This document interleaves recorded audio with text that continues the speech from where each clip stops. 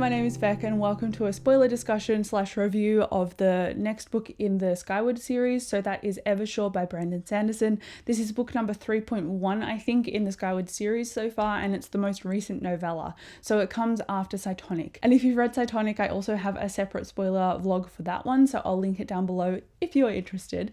But regarding Evershore, this is more of a discussion than necessarily a recap, so it's going to cover all the spoilers. So don't watch this if you haven't read it because I will spoil you. So Evershore follows Jorgen's story during and kind of almost post-Cytonic, and Evershore is the name of the Kitson planet. So you get to see the Kitson and Cowrie from, I think, when we were in Starsight. And so that was a nice throwback. So out of this story, the things that I really enjoyed were Jorgen. I really liked seeing the way that we got to sit with his trauma of losing his parents at the end of Redawn, because that was a really hard-hitting, massively character building moment. And I think I've said this in every video about the Skyward books so far, but I really wanted the novella to be amalgamated with Cytonic, because I think if we had that back and forth and more context about what Jorgen was doing while Spencer was off on her quest, then I think it would have made the book more emotionally grounded for me. Because what I said about Cytonic was that I found it really fast paced, which was great because it felt like it wasn't dragging in terms of pace. But that also had a negative effect when it came to me understanding and wanting to sit with the characters and their reactions. When it came to reading Evershore, I was like, this is great because it's actually letting Jorgen experience the trauma of losing his parents, and it's letting him discuss things. Like with FM, for example, I really loved how Jorgen was so anxious he had to leave that council meeting, and FM was the one that he talked to about it. So we didn't get many of those scenes with Spencer in Cytonic, and because of that, it felt really slapdash for me. And so I only gave it a 3 stars. Likewise with this book, I only gave it a 3.5, but if I had to compare it, to the other novellas and the Skyward series in general, this would be my favorite of the novellas, and it wouldn't be as good as Skyward and Starsight, which I obviously rated higher than this novella. So it's a bit of a mixed bag for me when it comes to the Skyward books, and negative connotations is what I want to talk about next, or negative feelings I felt about reading this book. And that is, it felt like it was building up all of the world, but in a tangential way. And if you're someone who's just reading the books and you're not listening to or reading the novellas, then a lot of the characterization and character building that's got a bit more depth and follows the side characters that we've followed from the beginning rather than introducing new ones, it just takes away a lot of the reading value. And so if you're skipping all of the novellas, I don't see necessarily why you'd continue on with reading Skyward after the second book, because it feels like it kind of rehashes the same formula.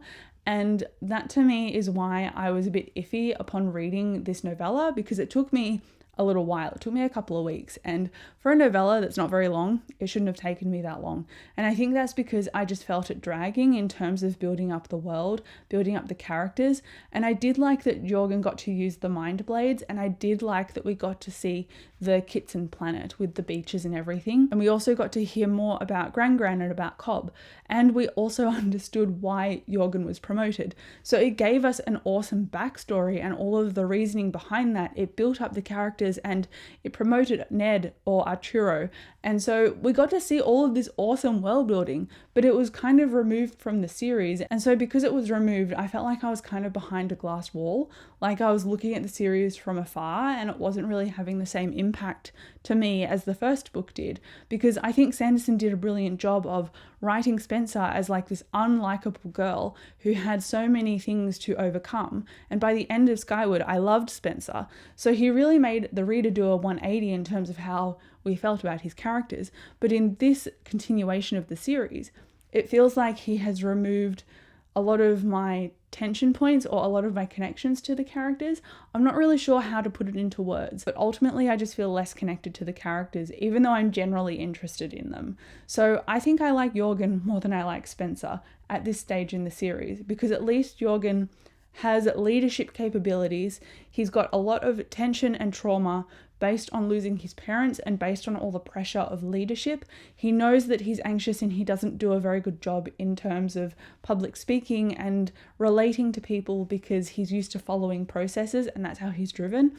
But at the same time, he's smart enough to recognize the skills in other people and what they will contribute to a team and how they will make things more valuable. Like the way he promoted FM, for example, Obviously, she's become their like diplomat or foreign diplomat, which is kind of set up from the first novella, to be honest, and I liked seeing that come to fruition. So that was nicely foreshadowed and explained, but I just don't know what it is.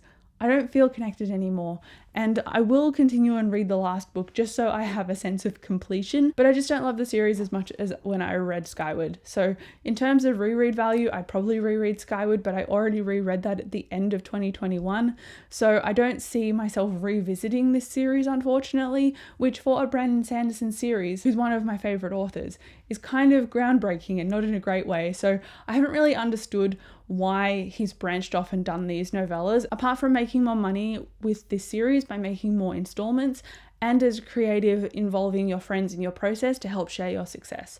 So those are the only two reasons that I can see that he would do these novellas, because in terms of adding value to the series, they've depleted value for me. So if you've reacted in the same way I have, or you've gone completely the other direction and you've loved these novellas, let me know down below, because I think these are very divisive and I want to know what people's thoughts are. I want to create a discussion, I want to talk about Sanderson's novellas, and I want to see what people generally think, because I don't know if I'm of the minority here. I want to know if I'm of the majority or the minority. I want to know what people's reviews are like. So do let me know down below. Let me know how you feel about the series so far.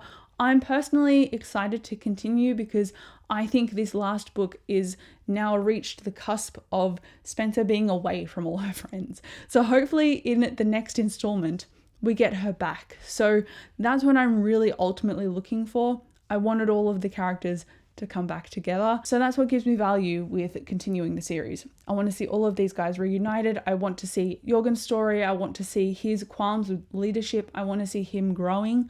I want to see FM and Arturo and his different friendships and alliances come to fruition. I just really want all of those things to converge and bring the series back to the beginning, back to where we started, back to detritus, back to Spencer reacting with everybody else, and all of the culmination of what these books have set up. So all these books really have felt like set up. They felt like they're gathering different threads so that the last book in the series can be like the typical Sanderlanche that we expect from Brandon Sanderson.